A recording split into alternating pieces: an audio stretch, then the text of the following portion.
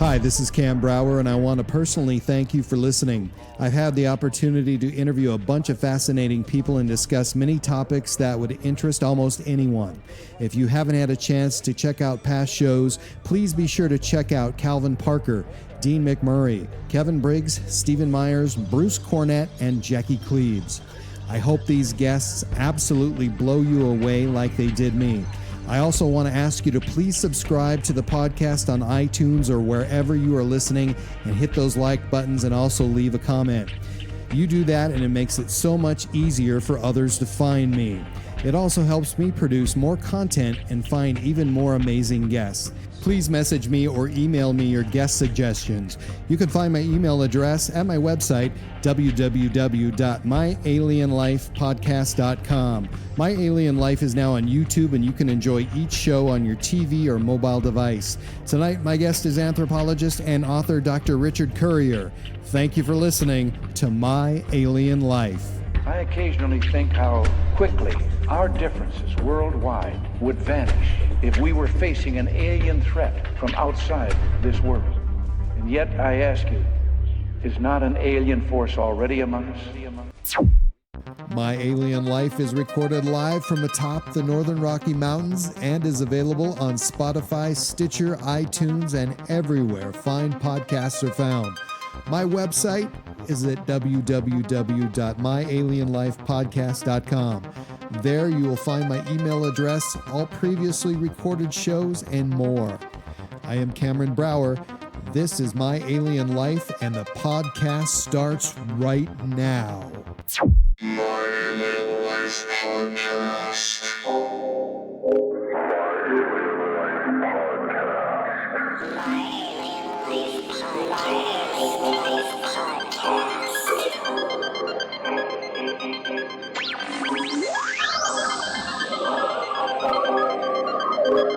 Three, two, one, zero, and liftoff.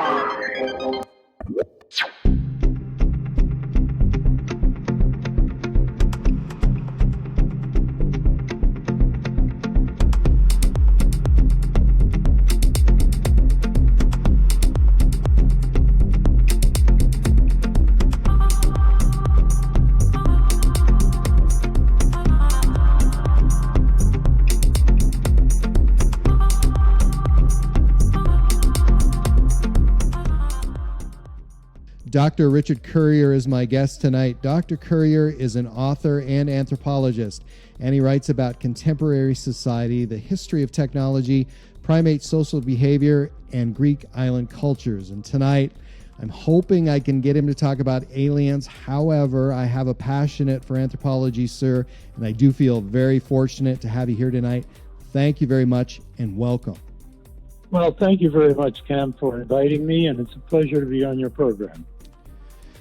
So I've been looking at your book, and it's called Unbound, How 8 Technologies Have Made Us Human and Brought Our World to the Brink. Has our world been to the brink? Not yet, but we're getting closer and closer. Certainly now we're closer than we've ever been in the history of our species. In the book, you talk about 8 formative technologies to see how this can relate to study almost any human or humanoid possible. Well, in thinking about human evolution, the conventional wisdom has always been that first we evolved and got brainy, and then we stood up to walk on our hind legs so we could use our hands to make things. And then with our brain and our free hands, we invented all kinds of technologies. It occurred to me that more than likely, the process actually operated in reverse. That is, we invented technologies before we became human, and the technologies we invented forced us to walk on our hind legs, which no other mammal does, except a kangaroo, which doesn't really walk on its hind legs. It jumps. When it walks, it acts down on all fours. Started with the thesis that before hominins evolved, the ancestral apes that we evolved out of were already using tools. And the reason this is a reasonable assumption is that chimpanzees, who are our closest biological relatives, are known to use tools and make tools. And this was discovered by Jane Goodall in the 1960s and 70s, and it is now an accepted. Wild chimpanzees, they make about 25 different kinds of tools and objects that they use for a specific purpose. What are some examples of those? Well, for example, they make hats to cover their heads when it's raining out of broad leaves. They chew up leaves to make sponges, to sponge water out of hollows in trees to drink. They use a stone on stone technique as a mortar and pestle, crack nuts and grind things. And especially interesting is that they break off branches, twigs, and sharpen them and use them for a variety of things. Little twigs are used in fishing termites out of termite nests. Now, when they fish those termites, and I've seen this on video, don't they also modify those sticks, different shapes and different ways to for different applications for finding these termites? Absolutely. And in fact, the classic definition that anthropologists use to describe technology is that technology is the deliberate modification of any natural object or substance with forethought to achieve a specific end or to serve a specific purpose. So it's not just computers and rockets, but it's any natural object or substance that is modified with forethought to achieve a specific end or serve a specific purpose. And so all of these twigs and sticks and rocks and so on that are used, most of them are actually modified. And the most interesting one of these 20-odd tools that chimpanzees use in the wild is a spear. They take a branch, a straight stick broken off of a tree or a shrub, and they chew one end of it to a fine, sharp point. And they use this spear, which is maybe about 2 or 2.5 feet long, to stab a favorite prey of theirs called the bush baby that hides in tree hollows. They stab the bush babies when they're sleeping in these trees, the hollow trees, and kill them, and then they fish them out and they eat them. So even at the level of chimpanzees, our ancestors and our ancestors' relatives were making deadly weapons and using them to kill and hunt prey. So just give me an estimate. With chimpanzees, how much of their diet is meat? I mean, how much meat are they actually eating when they're in the wild? Well, it varies from region to region and from group to group, but a good guess is about 20% of their calories comes from meat. Most of the meat is eaten by the males, especially the adult males, but they will share their prize food with females that they're having a sexual relationship with. And sometimes the females will share that food with their offspring, but not always. So females, I would say more like 5% of their diet is meat, almost all of which they beg from hunting males. And juveniles, very little. only occasionally. As far as, now we're talking about red meat from game animals. All chimpanzees and most primates, in fact, eat other kinds of animal life, mostly insects. They do eat birds' eggs when they can get them. So that it's not trivial. It's not a trivial amount. So let's talk about the other transformative technologies that you highlight in your book. Sure. Once the prehistoric hominins started using spears, they discovered that by using a long spear, they could kill animals while remaining out of the reach of the animal's biological weapons.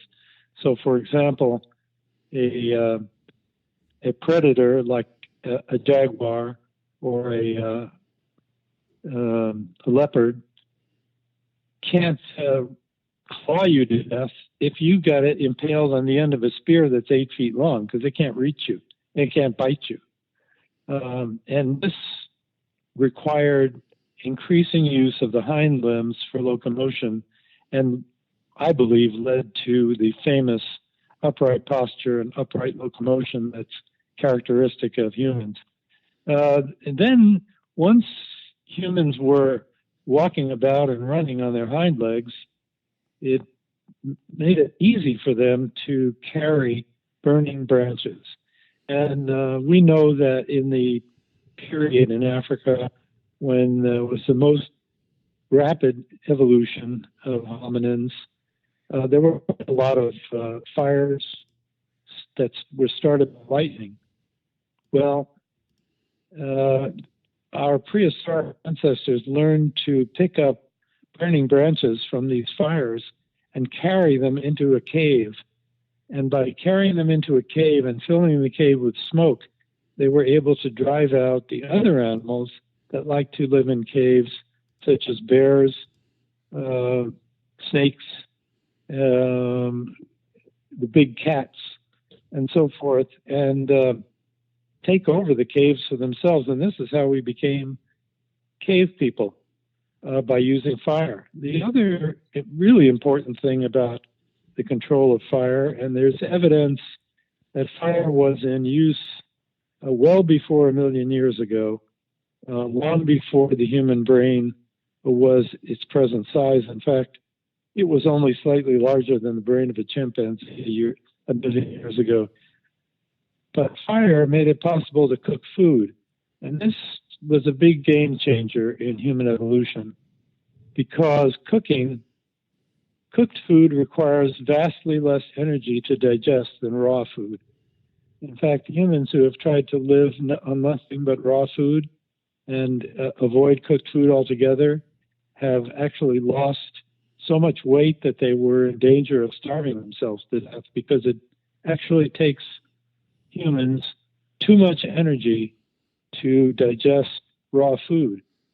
And cooking allowed the food to be digested so much more easily that the digestive tract, the digestive organs, the stomach and intestines of the hominins became smaller and smaller and ended up being only a fraction the size of the digestive tract of the ancestral apes. And if you go to the zoo, look at a gorilla or a chimpanzee, they have a big pot belly.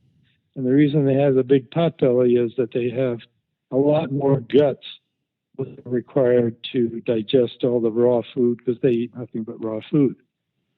So then, having transitioned to a diet of cooked food, humans were able to shift their energy needs to the brain from the intestines. And now the brain takes 15 or 20, and sometimes even 25% of the energy that's being used by the body at any given time, when the body's at rest, of course. And this allowed the human brain to grow and grow and grow.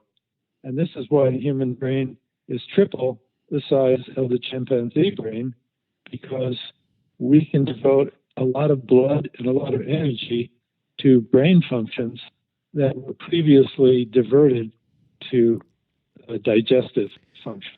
I want to ask you a quick question about chimpanzees. Yeah. Has there been a paleontologist or just anybody who's ever studied the evolution of chimpanzees? I mean, we hear all the time about the evolution of man, and what about chimpanzees? I mean, do we find them in the paleontological record, and if so, how far back? Well, that's a good question. The answer is really still unknown, because the amount of chimpanzee fossil material that has survived is very, very tiny. And obviously, paleontologists are much rather look for human remains than chimpanzee remains. More to the point, chimpanzees have pretty much always lived in a humid jungle environment where nothing gets preserved, whereas the hominids, as we know, spread out over the grasslands and the much drier environments where their remains were preserved. However, that being said, it's pretty well agreed on the basis of DNA analysis that humans and chimpanzees diverged evolutionarily about 6, 7, and possibly as much as 8 million years ago, but probably between 6 and 7 million years ago. At that time, the modern chimpanzee that we know of had not yet existed, had not yet evolved. And what little fossil material there is from 7, 8, 9, 10 million years ago is of an ape-like creature, but it's not really a chimpanzee. So both humans and chimpanzees evolved from the point of departure, where they split off 6 million years ago, and they evolved. There isn't a lot of fossil record in the case of chimpanzees, unfortunately. So as early hominids evolved and found fire, maybe by accident, who knows, what other things developed? What other things changed with early hominids as they used fire even more? Well, the first thing that happened was they lost their hair. Because if you can imagine, a gorilla and most chimpanzees have thick fur all over their bodies, all the way down their arms to their wrists. If you can imagine trying to build a fire while wearing a fur coat without setting yourself on fire, you can see the problem. And so very quickly, the hominids who were very hairy, and these were the ones before fire, the Australopithecines and earlier forms, had to become naked in order to not burn themselves to death while using fire. And that is undoubtedly why we became naked. But once we became naked, then the problem arose: how are we going to protect ourselves against inclement weather, terrible rainstorms, cold snaps, and so on, that the fur of all other mammals protects them from? So that led to the development of the technology of clothing and shelter. And both of those things go way back, obviously, because clothing and shelter are made of perishable materials. You can't find them that are 1 million years old, just as you can only find stone tools 1 million years old, even though we can easily infer that there were more wooden tools than stone tools in that time period. But there's evidence that from the microscopic examination of stone tools, that they were used not only for butchering animals, and we know this to be the case, cutting the meat off the bones, but also for scraping the flesh and fat off the insides of the animal hides, the skins of the animals. And since skins are basically not really edible, certainly not in preference to the softer tissues and muscles, of the prey. The only likelihood is that the skins were being used as cloaks, that the early hominins were wrapping these skins around themselves. They eventually learned how to soften the skins, and they wore them just threw the skins over their shoulders, probably with the fur side in and the meat side out. The meat had to be scraped off first before it could be used that way. So that's where clothing began, and that was probably at least 1 million years old. Same thing with shelter.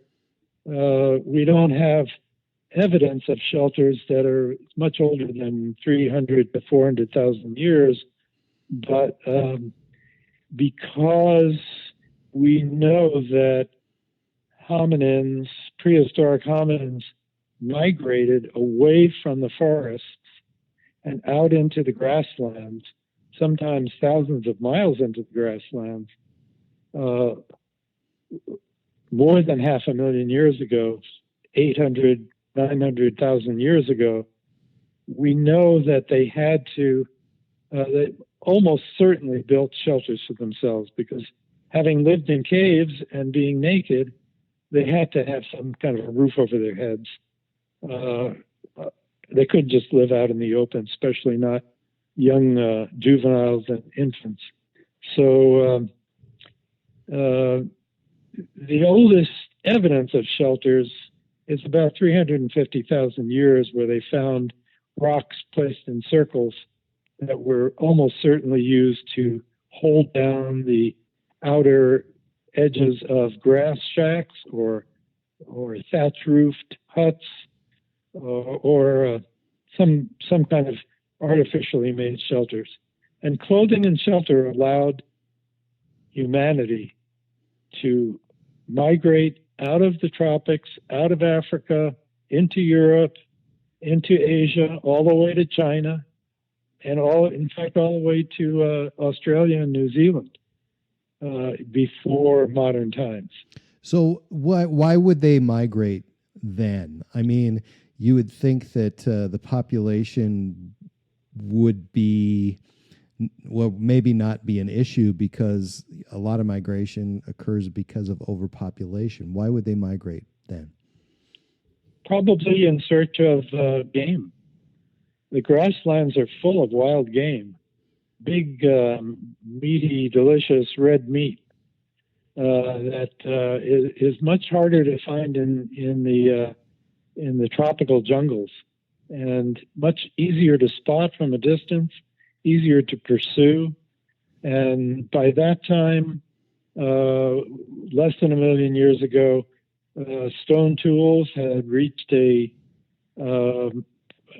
degree of precision and a sharpness that allowed prehistoric hominins to butcher their prey, and they probably used long, sharpened wooden spears to kill them, stab them to death. Probably males in groups hunting that way. So I'm sure they were following the game. What would have been the biggest animal that they would have been harvesting then? Probably members of the bovine family, such as buffaloes, wildebeest. They later, during the ice ages, they were actually killing mastodons, which are kind of small versions of elephants, but not in the beginning. But probably, certainly buffalo, wildebeest, deer, four-footed animals that were grazing animals. You also mentioned that with fire that the early hominids were staying up late. Why are they staying up late? Right. They're staying up late because they could see by the firelight. Until they had fire, when the sun went down, it got pretty darn dark, especially in the jungle. But even in the open grasslands, if the moon wasn't up, you couldn't see enough to do anything. But if you could sit within a couple of feet of a big roaring fire, that was a bright light. So they were able to stay awake and work on their tools, make things, share the gossip of the day, information about what prey they'd seen out in the bush, what fruits and vegetables and berries and roots and tubers that there might be ripening out there. So it really extended the useful part of the day beyond that any tropical animal enjoys.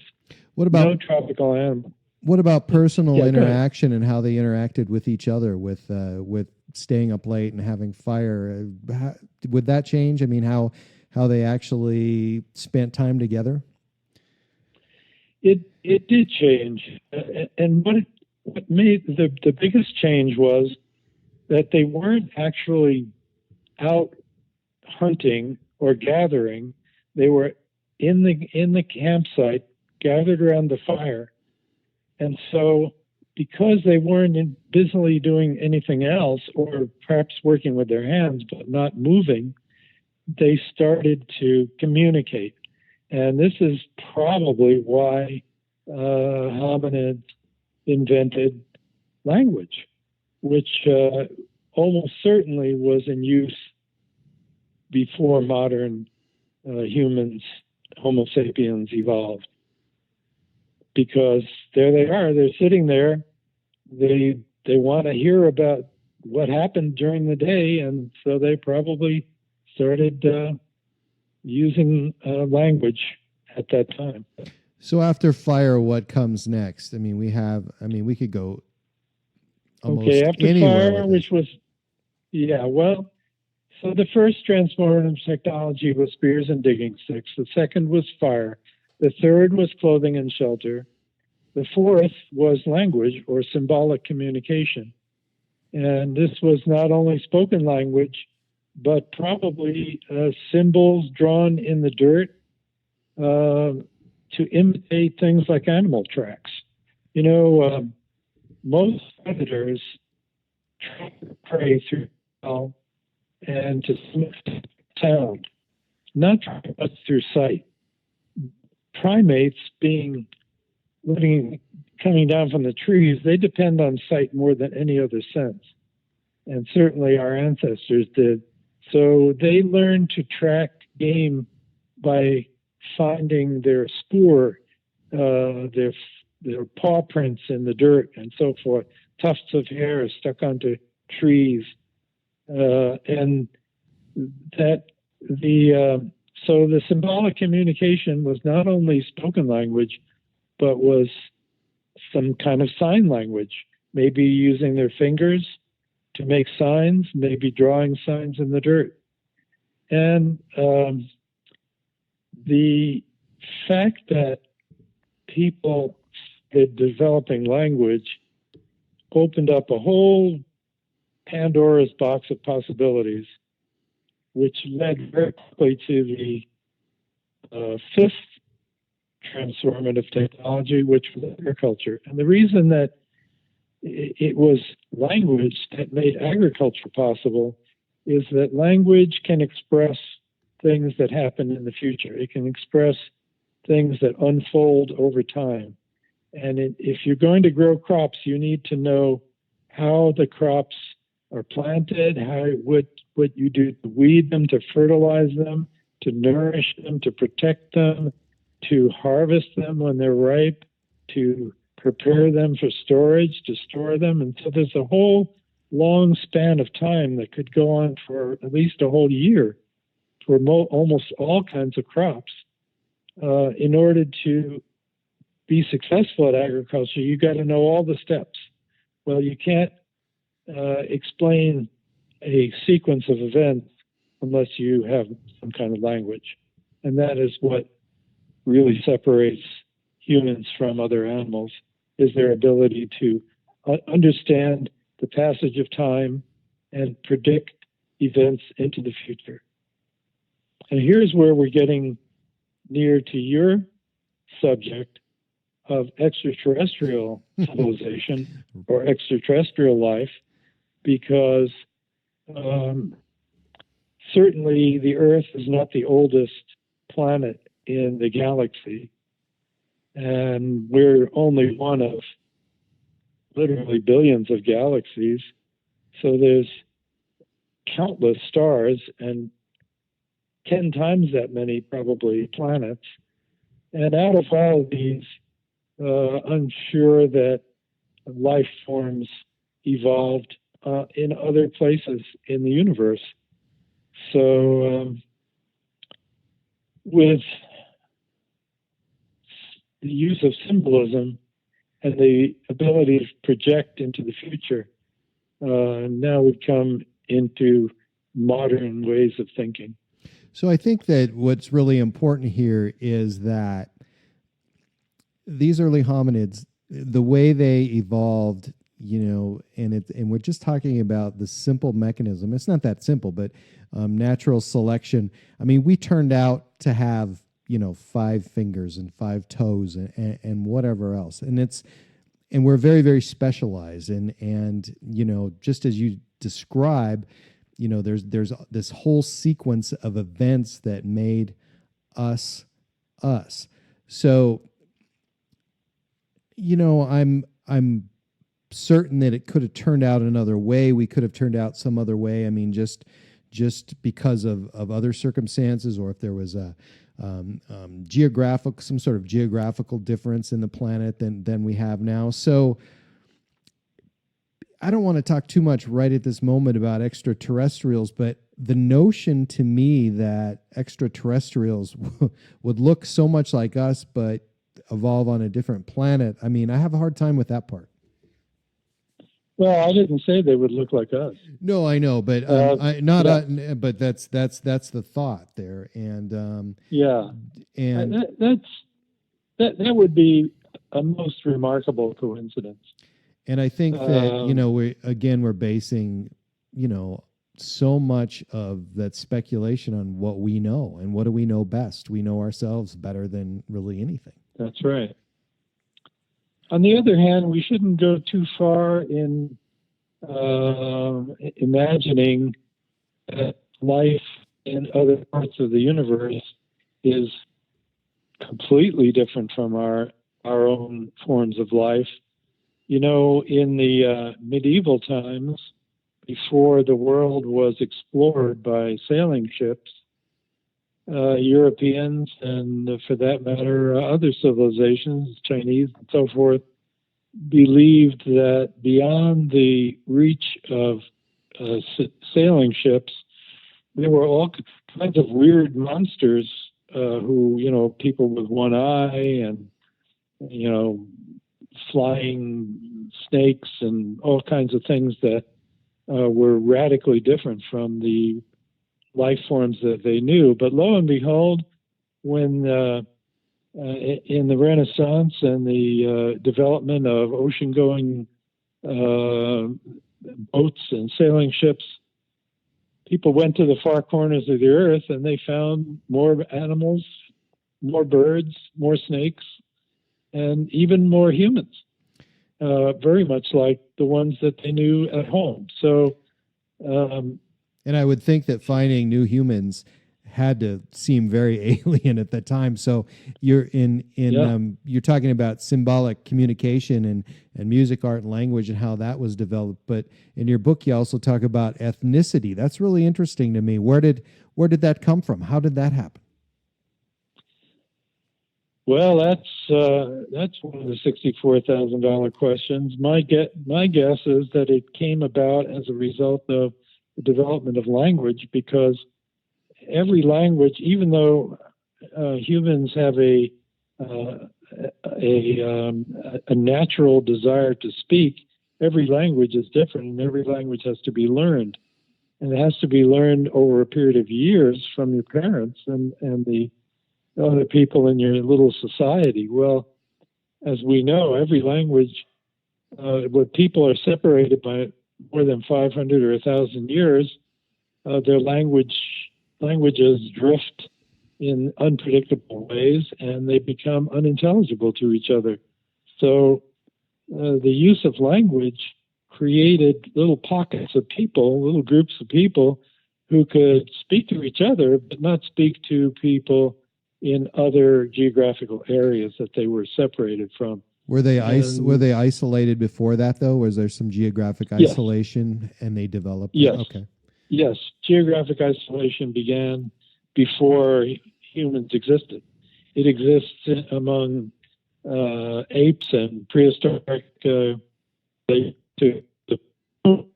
in fact, most species have geographic isolation.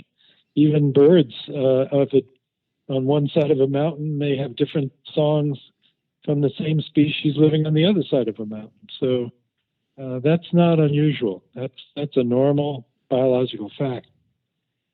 But you know what happened when people settled down to be farmers in permanent villages, and they didn't have to move all the time, pursuing, the nomadic existence, pursuing new hunting grounds.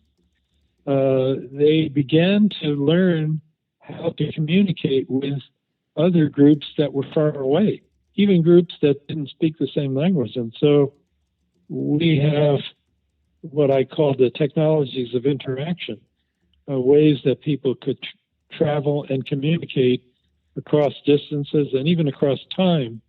One of these, obviously, was the written word, which allowed notes and so forth to be taken hundreds of miles away and read by somebody who was not in immediate contact.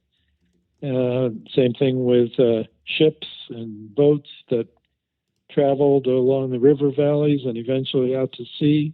And seagoing, there's a lot of evidence that humans built seaworthy craft and sailed in the oceans as much as 50,000 years ago or 80,000 years ago.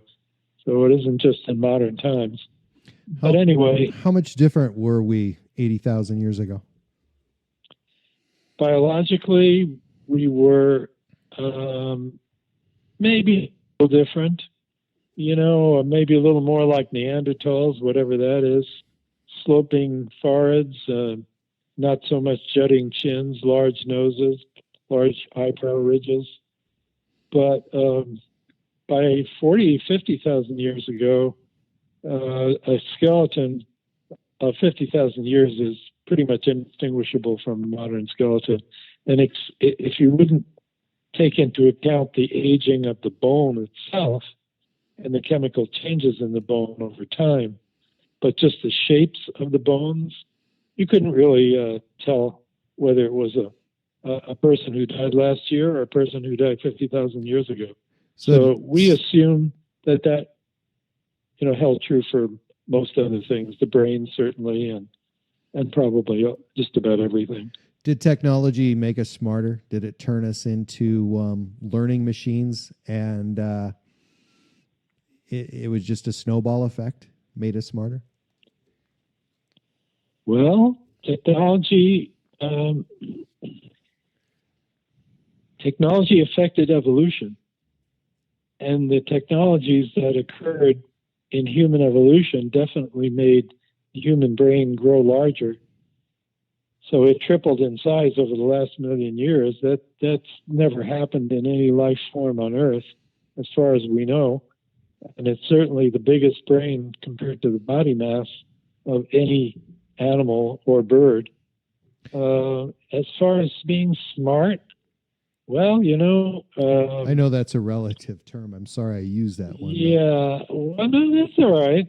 It's possible that that the invention of writing put a premium, gave a selective advantage to humans who were adept at reading and writing, and it's possible that they were more prosperous and had more children, but not too likely, because even writing as old as it is, and it's only maybe 3,000 years old, is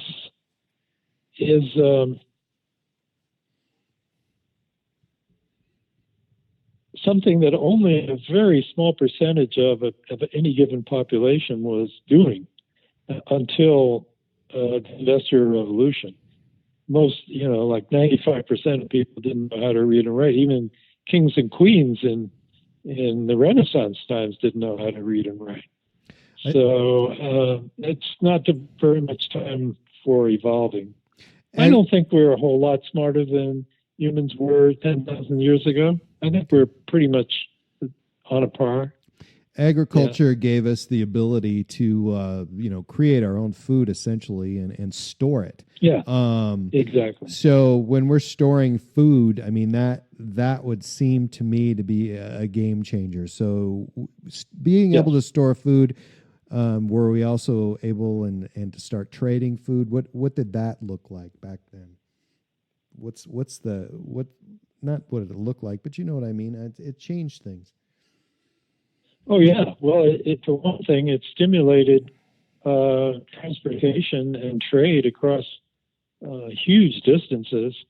Although it should be noted that hunters and gatherers did trade with other tribes, even when they couldn't speak their language, over hundreds of miles, and in many cases over thousands of miles.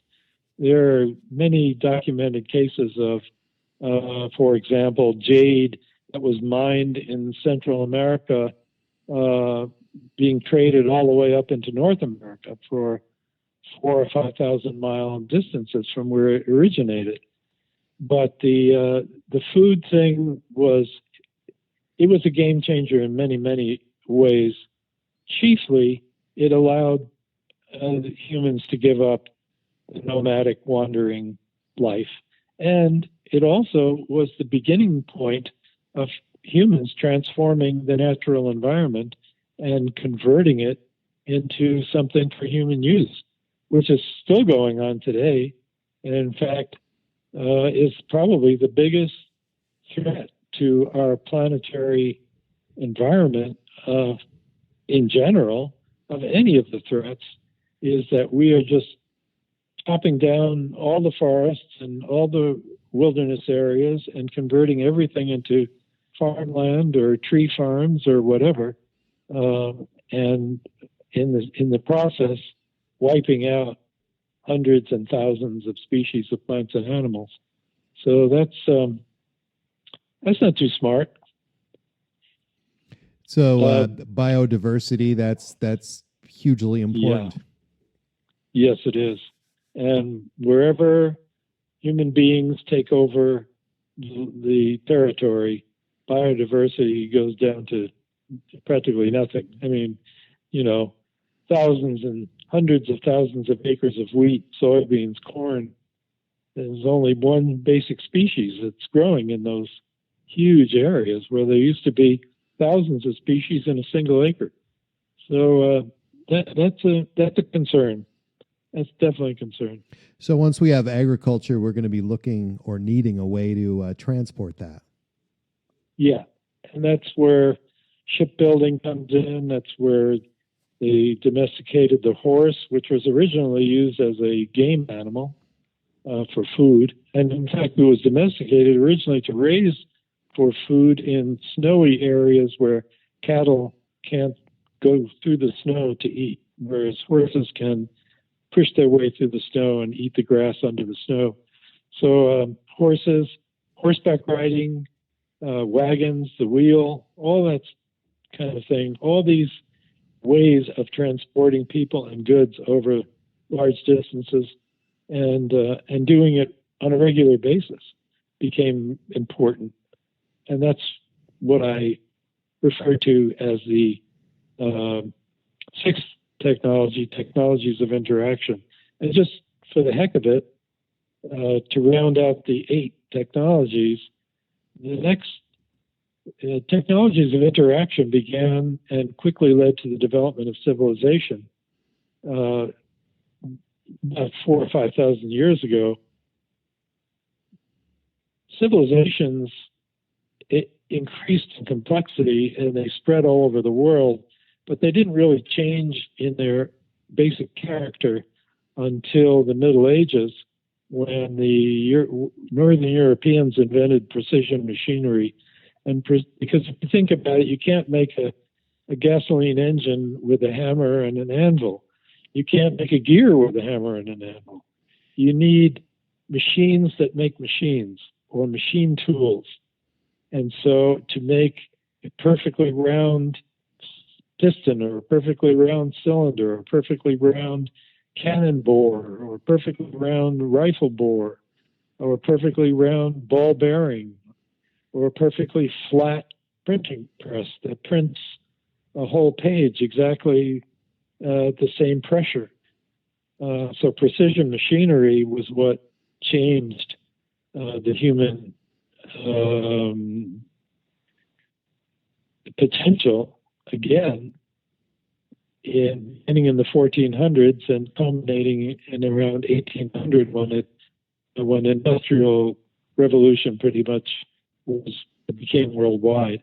So in your book, you mentioned this was really interesting to me, and I like this concept because we have technology there, precision technology that kind of came as a result of agriculture. But being that we had agriculture, we had transportation, we had ships, and we had the wheel. And you talk about the clock. I mean, it would seem that if you're trading goods and you're having if you have transportation, being timely happens somewhere in that process. It does, but in the beginning of civilization and trade and international travel, as it were, the clocks that people used were the clocks of the heavens, the sun especially, and the moon, and the stars. And they navigated by the stars. They told time by the stars. They told the seasons by the stars, by the position of the sun.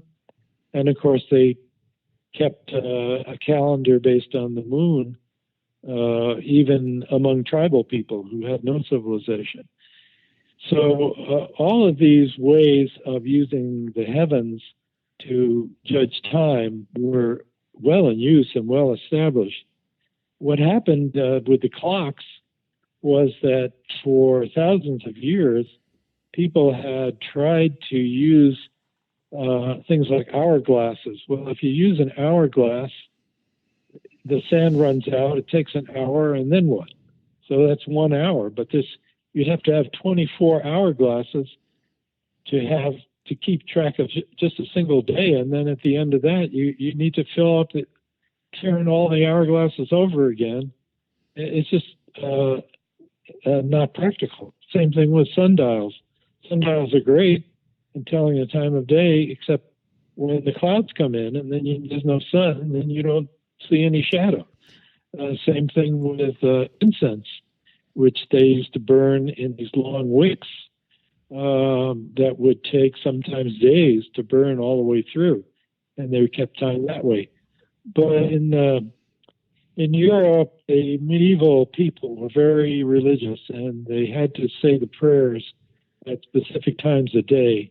And they built bell towers, and the monks would ring the bells when they decided that it was time to say each of the main prayers of the day. Well, as you can imagine, every little town with every little monk had his own idea of when the morning was, or the evening was, or the noon was, and the bells would ring at different times, and people didn't like that. So the Europeans, being kind of anal types anyway, decided that they wanted to have a clock that would actually tell time by the hour. And the original clocks only told time by the hour. They didn't have minutes for maybe 100 years. But to make the clocks run on time, they had to have precision gears. They had to have a gear with exactly a certain number of teeth on it. Each tooth had to be exactly the same size and shape, and so on and so on. So in order to create these gears, they needed to create machines that created the gears, machines that would grind the gears into the shapes the precise shapes they needed, grind the axles so they were exactly straight and exactly round, and all these different parts. And it took them years to build each clock this way. Nevertheless, what came out of it was a set of tools that was able to create precision metal parts in a way that hand hammering never could do. So then that led to a whole explosion of precision things. Let me ask you a quick question. Before now, as our culture evolved, we invented more sophisticated ways of telling time. During that process, was that because we were losing our natural ability to read nature and discern, what time it was, what time of the year it was, or did we just need to be more specific? We needed to be more exact. Once the Industrial Revolution happened, people discovered that the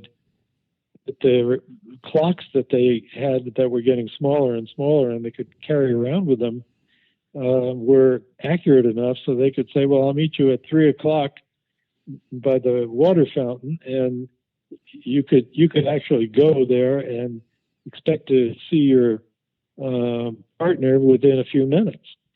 So this was something new. This living by the clock. And in fact, as I said before, the original clocks only told the hours. They didn't tell the minutes. But they rang the bells on the hours. So they would, if you read a Shakespeare play or you go to a Shakespeare play, they talk about something happening at midnight or 12 bells or 9 bells.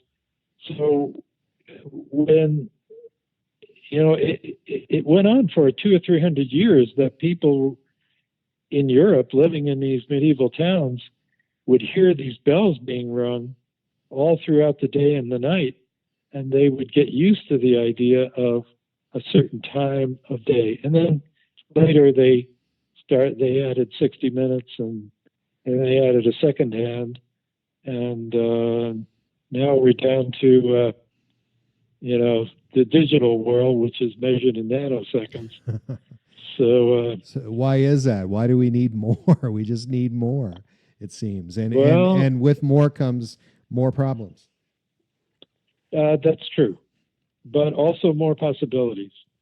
For example, there's no way that we would be able to put satellites into Earth orbit if we didn't have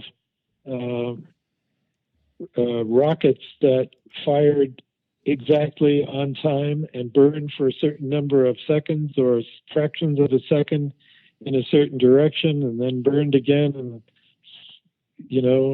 stage 2 and stage 3 and so on. All of this depends on not only on precise slices of time but also on digital communications, that is computers and the digital world, without which I wouldn't be talking on this cell phone, because my voice is getting to you by way of a satellite. So let's assume that, let's just talk about alien life forms, and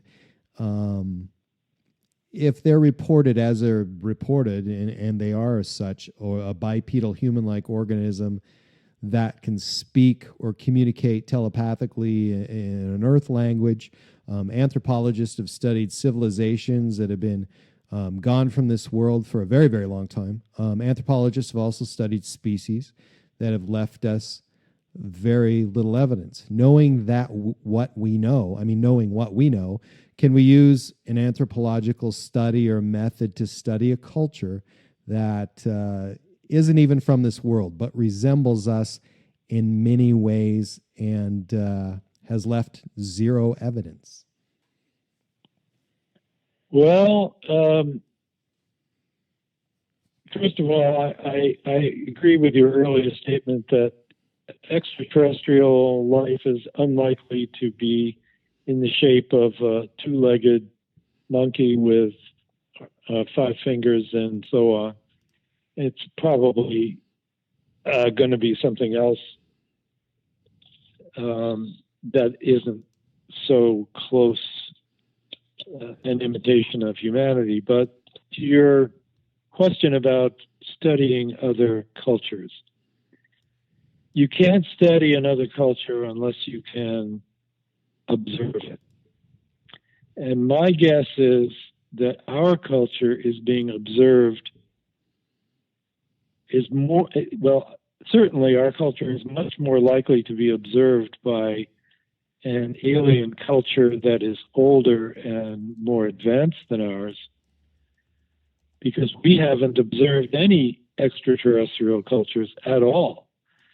However, we have developed technologies that can project our sensory organs thousands of miles across the globe.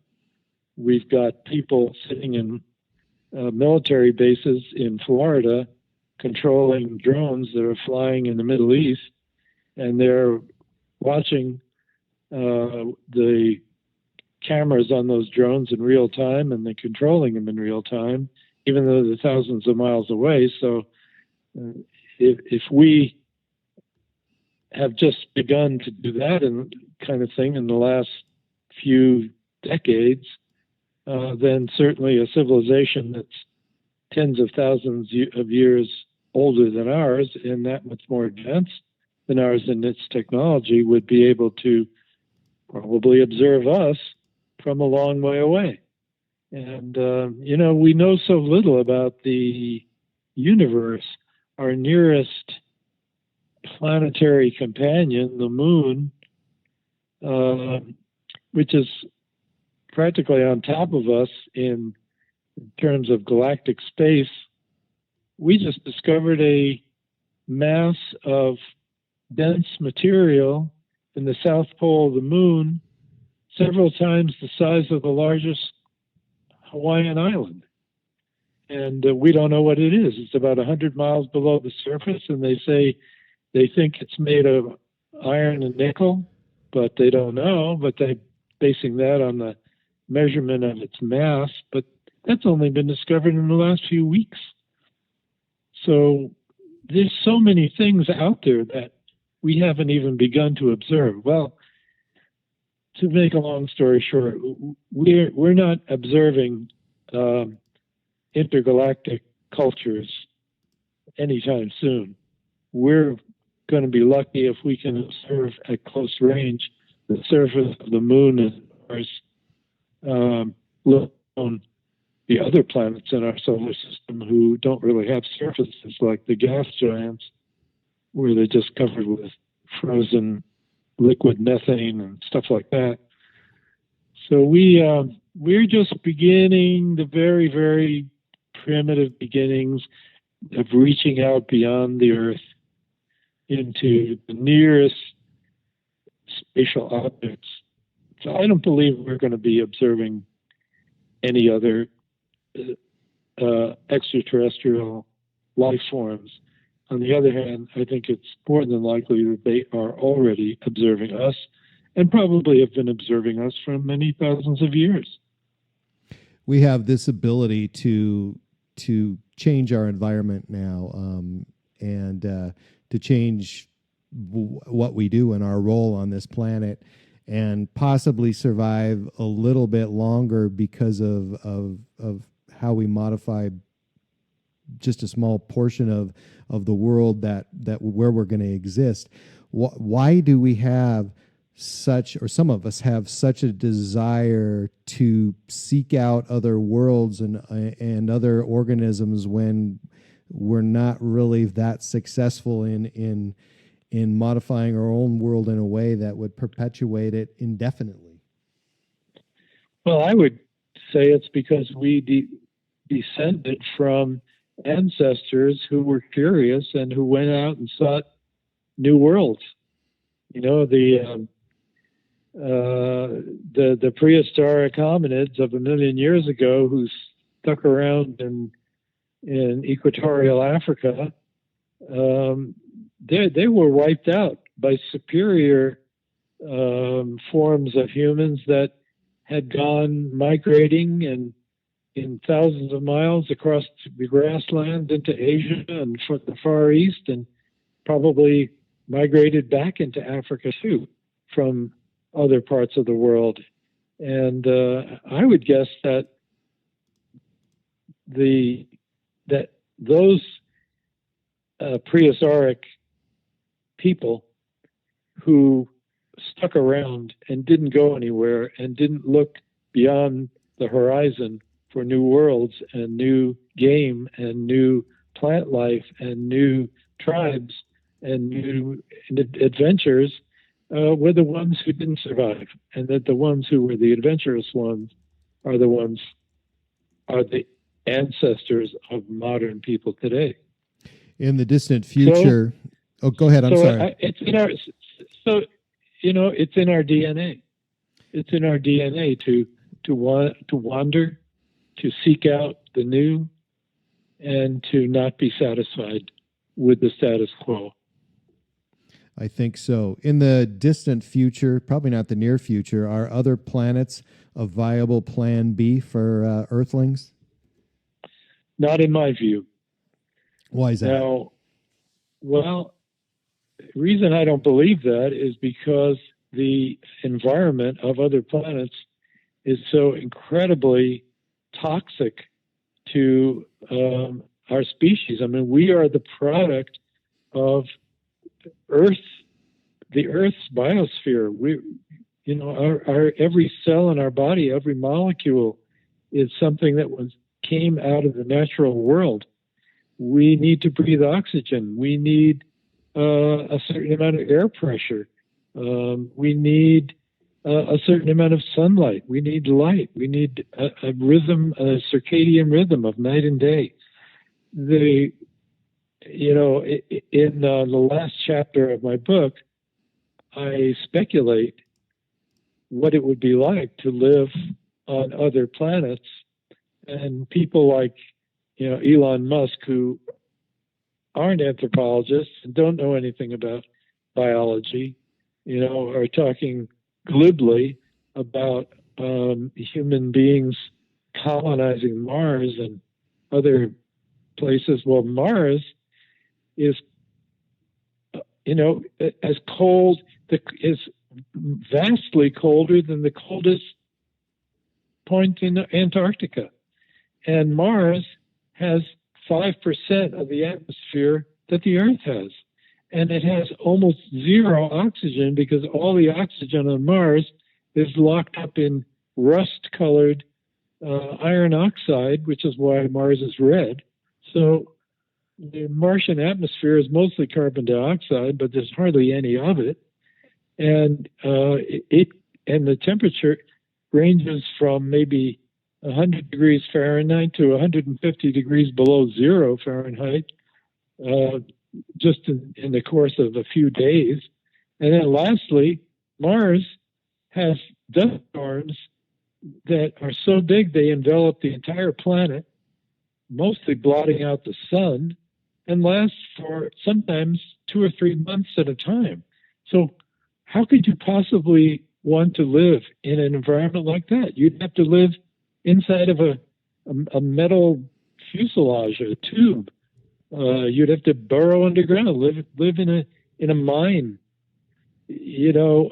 I always tell people there are tens of thousands of square miles in my home state of California with a nice temperate climate, wonderful oxygen in the air, water, rainfall, plentiful water, where there isn't a single human being living.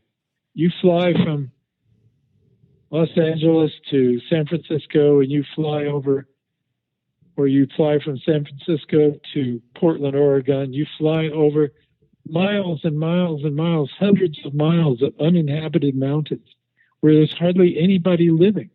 Well, those places are much more suitable for human life than Mars, for crying out loud.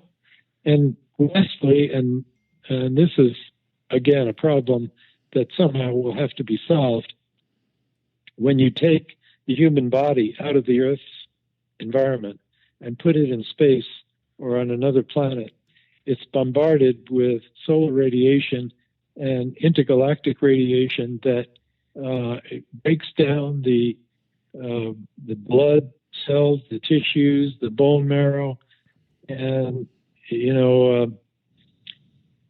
even a year in space, unprotected by the Earth's atmosphere, is very hazardous to health. And the astronauts who have spent that kind of time in space are not as healthy by far as they were before they went there. Well, if you're going to live on Mars your whole life, you'll probably die of cancer by the age of 20.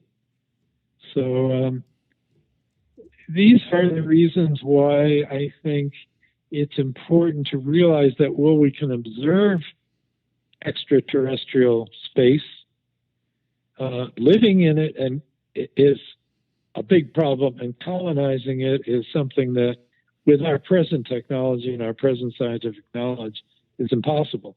I'm not saying that 2,000, 10,000 years from now, we may have technologies that would allow us to do that. I don't know. But I can't imagine what they would be. I also think that those are great points. And I also think exactly what you just said works in reverse. I mean, anything else from another planet that was capable of coming here maybe could adjust their own environment getting here. But I mean, the Earth is toxic unless you're a human. I mean, or I'm sorry, unless you're an Earth organism. I mean, it's severely toxic, right. and of course we have different organisms that can adjust to extremes or live in extreme environments. But I just think that would be really hard for something that evolved elsewhere to even manage to be here temporarily or even visit. Yeah, that's right. That's why I think it's more likely that alien life is observing us, but observing us. Thank you very much. Sorry. I want to just ask if you could let our listeners know where they can find you online, and then also find your book, because it's a great book. Great points. Well, thank you. I really appreciate it. The book is on every bookseller, every bookstore can order it for you. Amazon has it. If you just Google Unbound Currier, Currier, it'll come up in a variety of places, Barnes & Noble and so forth. My own website is www.richardlcurrier, L for Leon, Currier.com. So, Cam, your podcast is going to go up on my site with your permission. Yeah, thank you, sir. As soon as it's available, and I will be notifying my 11,000 odd LinkedIn connections that the podcast is up. And it's been a great pleasure talking to you. And I'll tell you what, you've asked the best questions of anybody who's interviewed me so far, including genuine some interest. Internationally famous scientists like Michio Kaku and so forth. Yeah, that's definite. You really was a great interviewer. Definite interest in that, and you have to hold back because there's so many ways we can go with this, and I know what my listeners like to hear, and but there's a balance, and I know they don't want to listen to me talk. This is my second show that we've done on anthropology, and had anthropologists. But Dr. Richard Currier has been my guest, and the book is Unbound: How 8 Technologies Made Us Human and Brought Our World to the Brink. Doctor, thank you so much for being on the show. Thank you, Cam. It's been a pleasure. My Alien Life Podcast.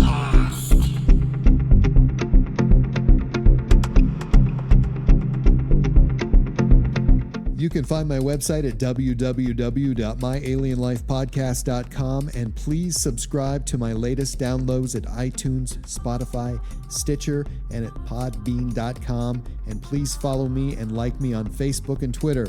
My Alien Life is written and produced for broadcast at Studio 254 in the Northern Rocky Mountains. The music you are hearing is produced and created by Elion. You can find all Elion's work online at Heart Dance Records.